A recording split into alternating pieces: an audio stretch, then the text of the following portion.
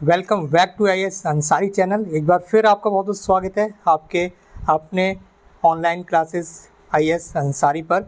और यहाँ पर आपकी ये अगली क्लास सोशल साइंस की है और इसमें आपको पता ही है इससे पहले कि आपकी जो क्लासेस हैं वो लगातार चैनल पर उपलब्ध हैं। तो जिन भाई बहनों ने अभी तक प्रीवियस क्लासेस नहीं देखी हैं वो चैनल पर जाकर जो प्ले लिस्ट है सोशल साइंस की उसे ज़रूर ओपन करें और जो पुरानी क्लास है उन्हें ज़रूर अटेंड कर लें अगर पुरानी क्लास अभी तक अटेंड नहीं की है, ठीक है, जिसमें आपके ऑब्जेक्टिव क्वेश्चंस भी हैं और इससे पहले के क्वेश्चंस यहाँ पर आपको जो वेरी शॉर्ट आंसर टाइप है वो भी मिल जाएंगे। इसके साथ एक चीज़ और यहाँ पर आपको बताएं, जैसे ही आपकी ये क्लासेस समाप्त होंगी यानी कि ये सब्जेक्ट समाप्त होगा उसके बाद जो प्रीवियस ईयर क्वेश्चन पेपर हैं, ठीक है, 2023 तक के, ठीक है, 2016 से लेकर 2023 तक के जितने भी प्रीवियस ईयर क्वेश्चन पेपर हैं वो सारे क्वेश्चन पेपर आपको सॉल्व कराए जाएंगे इसी चैनल पर। इसी बात पर आप इस वीडियो को शेयर कर दीजिए अपने फ्रेंड्स के साथ और अगर अभी तक आपने चैनल को सब्सक्राइब नहीं किया है तो ऑनलाइन क्लासेस से पल पल की अपडेट के लिए चैनल को सब्सक्राइब जरूर कर लीजिए। तो चलिए दोस्तों, आज की इस क्लास को यहाँ पर स्टार्ट करते हैं और जो क्लास है वो आपको रेगुलर यहाँ पर मिल रही है, तो आप लोग चैनल को सब्सक्राइब करके हमसे जुड़े आइए। इसके अलावा अगर आपका कोई सवाल है तो नीचे कमेंट बॉक्स में जरूर टाइप कीजिए। तो चलिए दोस्तों, आज की इस क्लास को स्टार्ट करते हैं। आपको पता ही होगा शाम 6 बजे से आपको सोशल साइंस की जो क्लास है वो लगातार मिल रही है। इसके अलावा जो विज्ञान सब्जेक्ट की क्लासेस हैं वो आपको लगातार रात 7 बजे से मिल रही हैं। फर्स्ट पेपर और सेकंड पेपर की क्लासेस क्रमशः 8 बजे और 9 बजे से आपको लगातार देखने के लिए मिल रही हैं। तो ये आपका समय है क्लासेस का, ठीक है। सबसे पहला सवाल आज की क्लास का आपके सामने स्क्रीन पर, भारत में खिलजी वंश की स्थापना किसने की थी, ठीक है। जो खिलजी वंश था उसकी स्थापना किसने की थी आपको बताना है। तो खिलजी वंश की जो स्थापना है वो 1290 ईस्वी में जलालुद्दीन फिरोज खिलजी ने की थी। भारत में खिलजी वंश की स्थापना किसने की थी, 1290 ईस्वी में जलालुद्दीन फिरोज खिलजी ने, ठीक है, ये आपको याद रखना है। इसके बाद आपका अगला सवाल है, खिलजी वंश का अंतिम शासक कौन था। तो खिलजी वंश का जो अंतिम शासक था वो नसरुद्दीन खुसरो था, ठीक है। कौन था, नसरुद्दीन खुसरो, ये खिलजी वंश का अंतिम शासक था, ये आपको याद रखना है। इसके बाद अगला सवाल है, तुगलक वंश की नींव किसने डाली थी, यानी कि तुगलक वंश की स्थापना किसने की थी। तो तुगलक वंश की जो नींव है वो गयासुद्दीन तुगलक ने डाली थी। किसने, गयासुद्दीन तुगलक, आपको याद रखना है, गयासुद्दीन तुगलक ने तुगलक वंश की जो नींव थी वो डाली थी। इसके बाद आपका अगला सवाल है 64 नंबर, अफ्रीकी यात्री इब्न बतूता जो था वो भारत कब आया था, ठीक है। अफ्रीकी जो यात्री था जिसका नाम था इब्न बतूता, ये आखिर भारत आया कब था। तो ये कब आया था, सन 1333 ईस्वी में। कब, सन 1333 ईस्वी में अफ्रीकी यात्री जो इब्न बतूता था ये भारत आया था। इसके बाद आपका अगला सवाल है, सैयद वंश की स्थापना किसने की थी, ठीक है। सैयद वंश के बारे में यहाँ पर आपसे पूछ रहा है। तो सैयद वंश की जो स्थापना है वो खिज्र खां ने की थी और ये इंपॉर्टेंट सवाल है। कैसा, ये इंपॉर्टेंट प्रश्न है, इसे आप हमेशा याद रखें। सैयद वंश की जो स्थापना है, जो संस्थापक है सैयद वंश के, वो खिज्र खां है, ठीक है। इसके बाद आपका अगला सवाल है, गुलरुखी, गुलरुखी उपनाम किस शासक का है। ये जो ऐसा शासक है जो कविताएं लिखता था, ठीक है, और ये कविताओं में अपना जो नाम बताता वो गुलरुखी, गुलरुखी उपनाम से ये कविताएं लिखता था, ठीक है। तो इसका क्या नाम था, रियल नेम था इसका सिकंदर लोधी, ठीक है। सिकंदर लोधी जब कविताएं लिखता था या कोई भी चीज़ लिखता था, ठीक है, तो उसमें जो अपना नाम ये लिखता था वो गुलरुखी लिखता था, ठीक है, यानी कि गुलरुखी उपनाम से ये कविताएं लिखता था। इसके बाद आपका अगला सवाल है, अगला सवाल आपसे ये पूछा जा रहा है प्रश्न संख्या 67, बताना है आपको ये कि लोधी वंश की स्थापना किसने की थी। भैया बता दीजिए आपकी लोधी वंश की स्थापना किसने की थी। तो लोधी वंश की जो स्थापना की थी वो थी आपकी बहलोल लोधी। किसने, बहलोल लोधी ने। लोधी वंश की स्थापना किसने की थी, आपको याद रखना है, बहलोल लोधी ने। जो नए भाई बहन है वो चैनल को सब्सक्राइब करके हमसे जुड़ जाएं ताकि क्लासेस आपको रेगुलर मिलती रहें। परीक्षाओं तक आपकी जो तैयारी है वो एकदम धुआंधार तरीके से कर दी जाएगी। हर भाई हर बहन का बहुत बहुत स्वागत है आपकी अपनी यूट्यूब चैनल आईएएस अंसारी में। तो यहाँ पर अगला सवाल हम देख रहे हैं, सैद्धांतिक रूप से, कैसे, सैद्धांतिक रूप से मुस्लिम राज्य किस प्रकार का था। जो सैद्धांतिक रूप से जो मुस्लिम राज्य होता था वो किस प्रकार का होता था, वो धर्म प्रधान राज्य होता था। कैसा, धर्म प्रधान राज्य होता था, यानी कि धर्म को ज़्यादा महत्व दिया जाता था। तो सैद्धांतिक रूप से जो मुस्लिम राज्य था वो किस प्रकार का था, धर्म प्रधान राज्य था। इसके बाद आपका अगला सवाल है, नूह सिपेहर, नूह सिपेहर, ठीक है, याद रखना आपको, नूह सिपेहर। इसके अलावा तुगलकनामा, ठीक है, दो पुस्तकों, दो किताबों के नाम यहाँ पर आपको देखने के लिए मिल रहे हैं। पहली किताब आपकी नूह सिपेहर, ठीक है, कौन सी किताब है, नूह सिपेहर, और दूसरी किताब आपकी तुगलकनामा। इन दोनों किताबों की जो रचना है, जो राइटर है वो कौन है, ठीक है, इन दोनों किताबों के राइटर या लेखक, ठीक है, या रचनाकार कौन है, अमीर खुसरो, ठीक है, कौन है, अमीर खुसरो। इसके साथ ही यहाँ पर आपको पता होगा इन्हें एक और संज्ञा दी जाती है, तोताए हिंद के नाम से भी इन्हें जाना जाता है। किस नाम से, तोताए हिंद, ठीक है, ये भी आपको याद रखना है, तोताए हिंद, ठीक है, तोताए हिंद के नाम से भी इन्हें जाना जाता है, ये आपको याद रखना है, ठीक है। तोताए हिंद के नाम से अमीर खुसरो को जाना जाता है, ठीक है। इसके बाद आपका अगला सवाल है, अगले सवाल में आपसे ये पूछा जा रहा है, 70 नंबर का सवाल है, राज तरंगिणी कौन सी रचना? राज तरंगिणी, ये एक पुस्तक है राज तरंगिणी, और ये वेरी वेरी कैसे वेरी वेरी इंपॉर्टेंट क्वेश्चन है आपके लिए। ये क्वेश्चन बार बार परीक्षाओं में पूछा जाता है, चाहे आप किसी भी तरह का कम्पिटिटिव एग्जाम दें या फिर डीएलएड का एग्जाम दें, ये क्वेश्चन राज तरंगिणी से बार बार कई सारी कम्पिटिटिव एग्जाम्स में आपको देखने के लिए मिल जाएगा कि राज तरंगिणी के जो रचनाकार हैं वो कौन है। तो राज तरंगिणी के जो रचनाकार हैं ये कल्हण है। कौन है? कल्हण है। कल्हण ने राज तरंगिणी की रचना की है या लिखा है, ठीक है।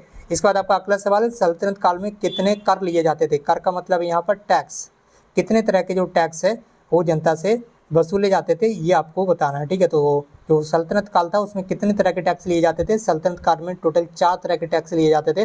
पहला था आपका खम्स, ठीक है, दूसरा था आपका जजिया, ठीक है, तीसरा था आपका जकात, और चौथा था आपका खराज, ठीक है। तो ये 4 तरह के जो टैक्स थे ये अलग अलग लोगों पर लगाए जाते थे, ठीक है। और जो जजिया कर था ये नॉन मुस्लिम पर लगाया जाता था, ठीक है, जो नॉन मुस्लिम लोग होते थे उन पर ये जजिया कर लगाया जाता था। अगले सवाल की ओर अब यहाँ पर बढ़ रहे हैं। अगला सवाल आपके सामने स्क्रीन पर है, 72 नंबर का ये क्वेश्चन आपके से पूछा जा रहा है कि सल्तनत काल में 1206 ईस्वी से 1556 ईस्वी के मध्य दिल्ली सल्तनत पर कितने राजवंशों ने शासन कर लिया था, ठीक है। तो सल्तनत काल जो कि 1206 ईस्वी से 1556 ईस्वी तक थी, इसके मध्य में कितने सल्तनत पर, इस दिल्ली सल्तनत पर कितने राजवंशों ने शासन किया, इस बीच जो यहाँ पर पीरियड यहाँ पर बताया गया। तो 1206 ईस्वी से लेकर 1526 ईस्वी तक जो सल्तनत काल रहा, तो इसमें टोटल 5 राजवंशों ने शासन किया, ये आपको याद रखना है। इसके बाद आपका अगला सवाल है, प्रश्न संख्या 73, हर्षवर्धन को किस चालुक्य नरेश ने पराजित किया था? हर्षवर्धन को किस चालुक्य नरेश ने पराजित यानी कि हराया था, ठीक है। तो हर्षवर्धन को पुलकेशिन द्वितीय, क्या नाम है इनका? पुलकेशिन द्वितीय जो चालुक्य नरेश था इसने हरा दिया था। किसे हराया था? हर्षवर्धन को। किसे हराया था? हर्षवर्धन को, ये आपको याद रखना ही होगा, ठीक है। तो हर्षवर्धन को किसने हरा दिया था, पराजित कर दिया था? पुलकेशिन द्वितीय जो कि चालुक्य नरेश था, ठीक है। इसके बाद आपका अगला सवाल है, राष्ट्रकूल वंश के प्रमुख शासकों के आपको नाम बताना ही पड़ेंगे। तो लीजिए भैया, राष्ट्रकूल वंश के प्रमुख शासकों के नाम आपके सामने यहाँ पर आ चुके हैं। कृष्ण प्रथम, ध्रुव तारावर्ष, गोविंद द्वितीय, अमोघ वर्ष, ठीक है। क्या क्या नाम है इनके राष्ट्रकूल वंश के शासकों के? कृष्ण प्रथम, ध्रुव तारावर्ष, गोविंद द्वितीय, अमोघ वर्ष आदि, ठीक है। ये प्रमुख राजवंश प्रमुख शासक हैं राष्ट्रकूल वंश के। अगला सवाल आपका कि चोल वंश के 4 प्रमुख शासकों के नाम यहाँ पर लिख दीजिए। जो चोल वंश था इसके 4 प्रमुख शासक जो कि फेमस थे। तो पहले आपके यहाँ पर आदित्य प्रथम, दूसरा है राजराज प्रथम, तीसरा है राजेंद्र द्वितीय, और अगला यहाँ पर आपका कोलोत्तुंग। क्या? कोलोत्तुंग। पहला आपका आदित्य प्रथम, दूसरा राजराज प्रथम, तीसरा राजेंद्र द्वितीय, चौथा आपका कोलोत्तुंग आदि, ठीक है। ये सारे यहाँ पर फेमस जो थे वो शासक थे चोल वंश के। बढ़ रहे हैं अपने अगले सवाल की ओर। अगला सवाल आपके सामने स्क्रीन पर आ चुका है, प्रश्न संख्या 76, पल्लवकालीन मत्तविलास प्रहसन किसके द्वारा रचित कृति है, ठीक है। एक जो पल्लवकालीन में, ठीक है, पल्लव काल में एक रचना की गई, ठीक है, इसे आप पुस्तक कह सकते हैं। तो इस पुस्तक की जो रचना है वो किसने की थी? पुस्तक का नाम यहाँ पर आप देख सकते होंगे, रचना मत्तविलास प्रहसन, ठीक है। तो ये किसकी रचना है? ये महेंद्र वर्मन की। किसकी? महेंद्र वर्मन, याद रखना आपको, महेंद्र वर्मन, ठीक है। तो अगला सवाल की तरफ हम यहाँ पर बढ़ रहे हैं। अगला प्रश्न आपके सामने स्क्रीन पर है, वेंगी के चालुक्य राजवंश का संस्थापक कौन था? जो वेंगी के चालुक्य थे, तो इस वेंगी के चालुक्य, ठीक है, इस राजवंश का जो संस्थापक था वो आखिर था कौन? तो वेंगी के जो चालुक्य थे, तो इस राजवंश का जो संस्थापक था वो विष्णुवर्धन था। कौन था? विष्णुवर्धन। विष्णुवर्धन आपको याद रखना है, विष्णुवर्धन वेंगी के चालुक्य राजवंश का संस्थापक माना जाता है। अगला सवाल आपका प्रश्न संख्या 78, वातापी के चालुक्य राजवंश की स्थापना किसने की थी, ठीक है। तो चालुक्य कितने राजवंश थे? पहला आपका वेंगी के चालुक्य, ठीक है, दूसरा आपका वातापी के चालुक्य, तीसरा आपका पल्लव, ठीक है। तो अगला सवाल यहाँ से ये पूछा जा रहा है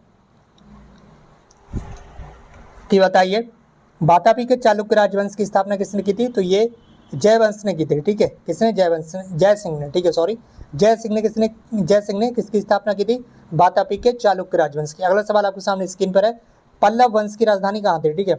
इसकी पल्लव वंश, ठीक है, पल्लव वंश की राजधानी कहाँ थी? पल्लव वंश की राजधानी यहाँ पर आपसे पूछा जा रहा है। तो बताइए कि पल्लव वंश की राजधानी कहाँ थी? पल्लव वंश की राजधानी कांची थी। कहाँ थी? कांची, कांची, कांची पल्लव वंश की राजधानी थी। कहाँ थी? कांची। पल्लव वंश की राजधानी कहाँ थी आपकी? कांची, ठीक है। इसके बाद आपका अगला सवाल है, अगले सवाल में आपसे ये पूछ रहा है कि बताइए, इस्लाम धर्म के प्रवर्तक हजरत मोहम्मद साहब का जन्म कब और कहाँ पर हुआ था। ठीक है, इस्लाम धर्म या मुस्लिम धर्म आप बोल सकते हैं, इस धर्म के जो प्रवर्तक थे हजरत मोहम्मद साहब, इनका जन्म कब हुआ था और कहाँ पर हुआ था। तो यहाँ पर आपको याद रखना है, इस्लाम धर्म के प्रवर्तक हजरत मोहम्मद साहब का जो जन्म है वो 570 ईस्वी में, ठीक है, कब 570 ईस्वी में, ठीक है, अरब के मक्का नगर में हुआ था। ठीक है, अरब के मक्का नगर में हुआ था, ये आपको यहाँ पर याद रखना होगा। ठीक है, और इनके जन्म से 53 वर्ष बाद, ठीक है, इनके जन्म से हजरत मोहम्मद साहब के जन्म के 53 वर्ष 53 ईयर्स के बाद हिजरी संवत स्टार्ट हुआ। ठीक है, यानी कि उर्दू कैलेंडर जो अब चलता है हिजरी संवत, वो कब से स्टार्ट हुआ, हजरत मोहम्मद साहब के जन्म के 53 वर्ष बाद। इसीलिए यहाँ पर आप देख सकते होंगे, यहाँ पर लिखा हुआ है 53 वर्ष पूर्व। ठीक है, इनका जन्म कब हुआ था, हिजरी संवत से 53 वर्ष पूर्व हुआ था। इसका मतलब ये हुआ कि हिजरी संवत जब स्टार्ट हुआ, ठीक है, जो हिजरी सन अब चलती है, उर्दू कैलेंडर जैसे बोलते हैं, उर्दू कैलेंडर कब स्टार्ट हुआ, हजरत मोहम्मद साहब के जन्म के 53 वर्ष बाद। ठीक है, 53 वर्ष बाद। ठीक, और इनका जन्म कहाँ हुआ था, अरब के मक्का नगर में हुआ था। ठीक है, जो वर्तमान में इस समय सऊदी अरब में। ठीक है, ये आपको याद रखना है। इसके बाद आपका अगला सवाल है, अगले सवाल में आपसे ये पूछा जा रहा है कि बताइए, ये 81 नंबर का ये क्वेश्चन है, गजनबी वंश को और किस अन्य नाम से जाना जाता है। जो गजनबी वंश है इसको किस और अन्य नाम से जाना जाता है, यामिनी वंश। किस नाम से, यामिनी वंश। गजनबी वंश को और किस नाम से जाना जाता है, तो यामिनी वंश के नाम से जाना जाता है। अगला सवाल आपके सामने स्क्रीन पर है और आपसे ये पूछा जा रहा है, 82 नंबर का ये क्वेश्चन है, इस्लाम धर्म के अनुसार प्रत्येक मुसलमान को कितने कर्म सिद्धांत बताए गए। इस्लाम धर्म यानी कि मुस्लिम धर्म के अनुसार प्रत्येक व्यक्ति को, प्रत्येक मुसलमान को कितने कर्म सिद्धांत जो हैं वो बताए गए, यानी कि कितने कर्म जो हैं वो अनिवार्य हैं। ठीक है, कैसा अनिवार्य हैं। ठीक है, तो यहाँ पर 5 कर्म सिद्धांत अनिवार्य बताए गए हैं। पहला है कलमा, ठीक है, दूसरा है नमाज, तीसरा है रोजा और चौथा है ज़कात, पाँचवा आपका हज।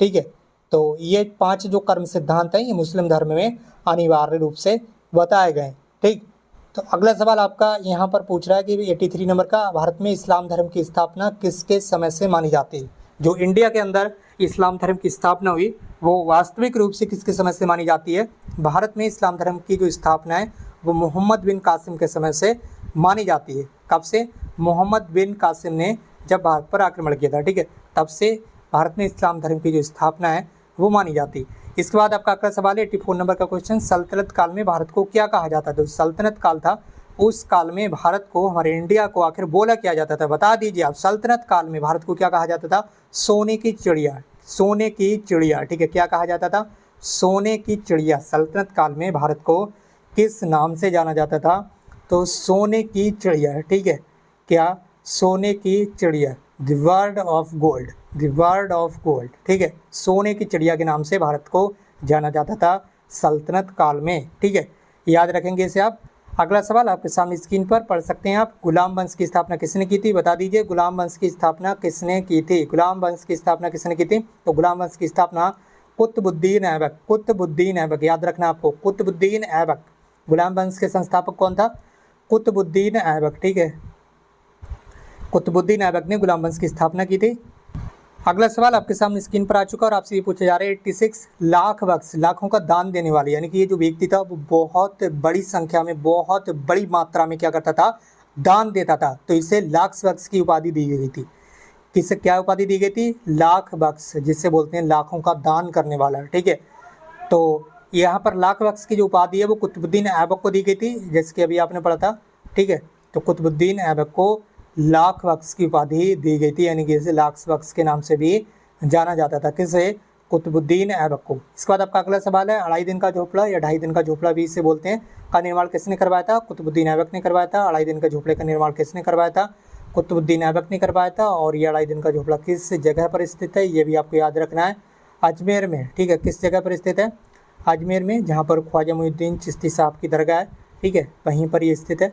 ठीक है, वहाँ से कुछ ही दूरी पर है, तो वहीं पर ये 2.5 दिन का झोपड़ा, इसका जो निर्माण किसने करवाया, कुतुबुद्दीन ऐबक ने। ये रखना है आपको याद, ताकि आपको ध्यान रहे। ठीक है, परीक्षा में अगर पूछे जाए तो आप धड़ाधड़ लिख सकें। अगला सवाल है, भक्ति संतों का मूल आधार क्या था। भक्ति संतों का जो मूल आधार है वो आखिर था क्या, ये बताना आपको।